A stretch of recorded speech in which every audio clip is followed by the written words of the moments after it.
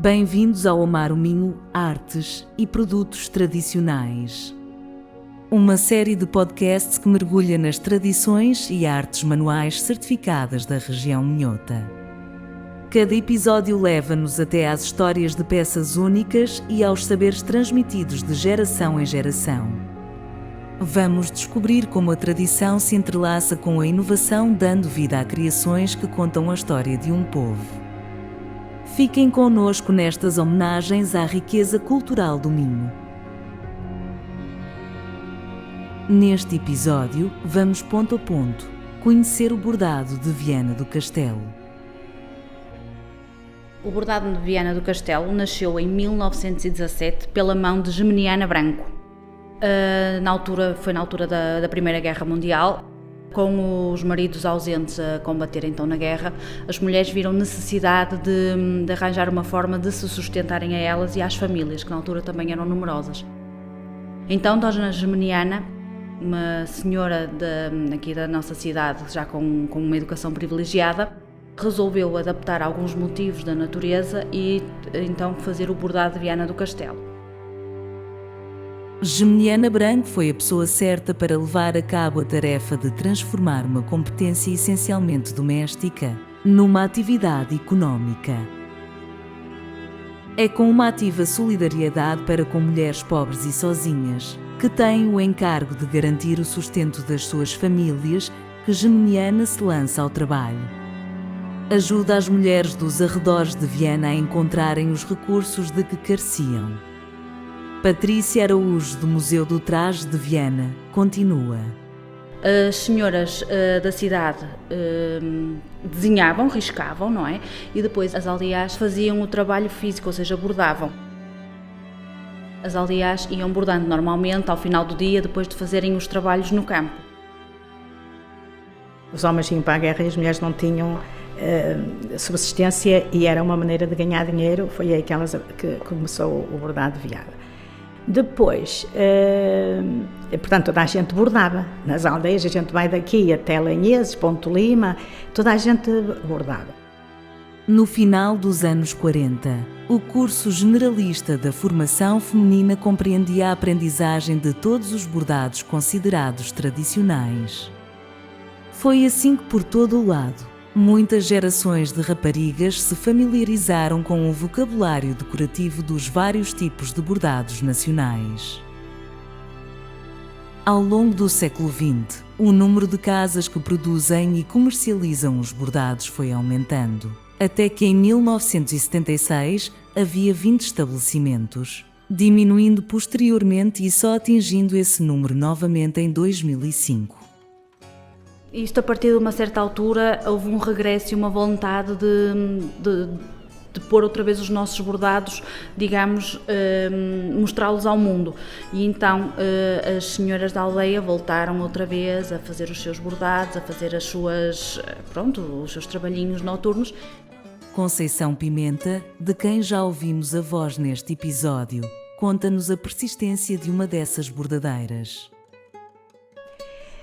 Eu tenho uma Rosa que vai fazer 96 anos. Ela faz-me umas toalhinhas de metro de maravilha. O crivo, não sei como é que ela usa óculos, não é? Foi para as cataratas, mas aquilo é de uma perfeição.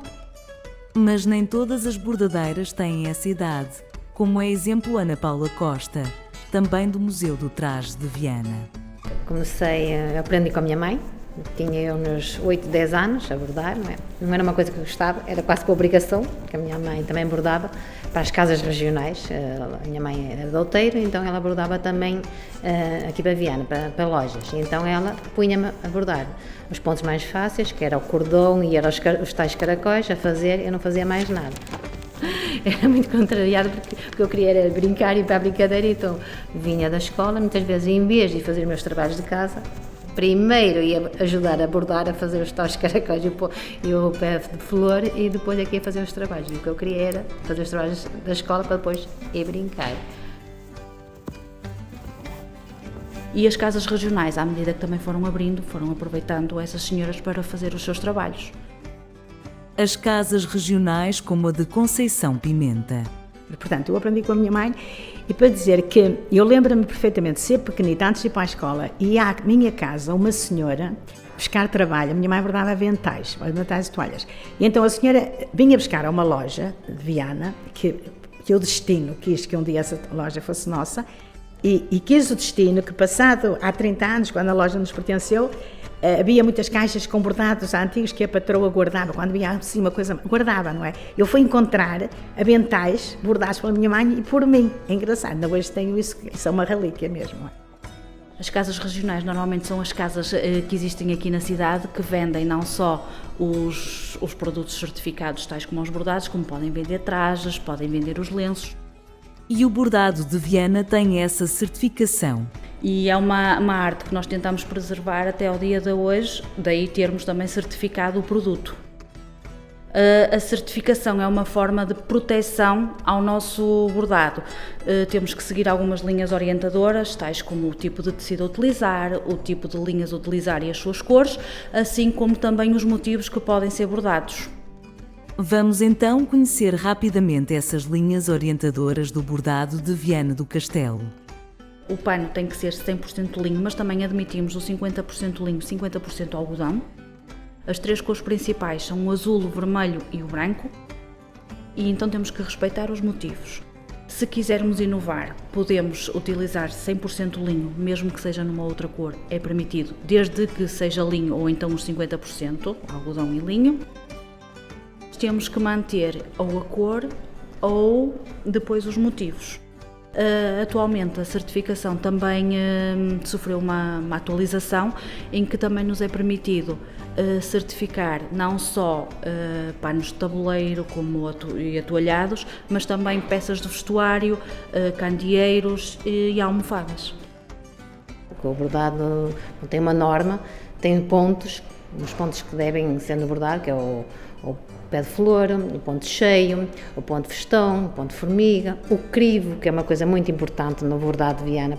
No conjunto de pontos existe um aprofundamento original e que não aparece em qualquer outro centro produtor português, nem consta dos mais reputados dicionários de pontos de bordados. Trata-se do conhecido trinca-fio, um ponto utilizado quer no remate da bainha, quer como ponto decorativo. Mesmo nas peças mais antigas, há uma íntima associação de cada ponto de bordar aos motivos ou desenhos que se criam. Os motivos mais comuns são a japoneira ou camélia, o coração, os trevos, flores e dentro destas as chamadas Marias e Mariões e particularmente os cravos. Tudo isto aplicado em toalhas, em panos de tabuleiro, sacas de pão, em almofadas, agora com a inovação, sacos, toalhas, mãos, agora até tem peças de roupa, assim, que também pode ser o bordado de Viana, seguindo aquela norma do bordado de Viana, pode ser um bordado certificado também nas peças de vestuários agora.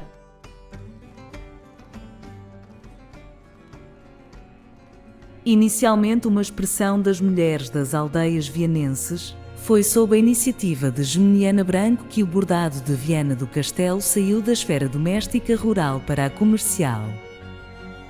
Por entre corações, japoneiras, trevos e flores, o bordado de Viana do Castelo tem-se espalhado pelos tecidos de toda a cidade, bem como pelo Museu do Traje de Viana. E assim encerramos mais um episódio da nossa jornada pelos corações e mãos que moldam a herança do Minho. Amar o Minho é um projeto do Consórcio Minho Inovação, composto pelas comunidades intermunicipais do Alto Minho, Ave e Cávado. Este projeto é cofinanciado pelo Norte 2020, Portugal 2020 e pela União Europeia Fundo Europeu de Desenvolvimento Regional. Podcast criado por Folk and Wild, Serviços Criativos para Património. Narração baseada no caderno de especificações deste produto certificado. Músicas folk por Pedro Viana, do álbum Ainda Sonho com Este Som.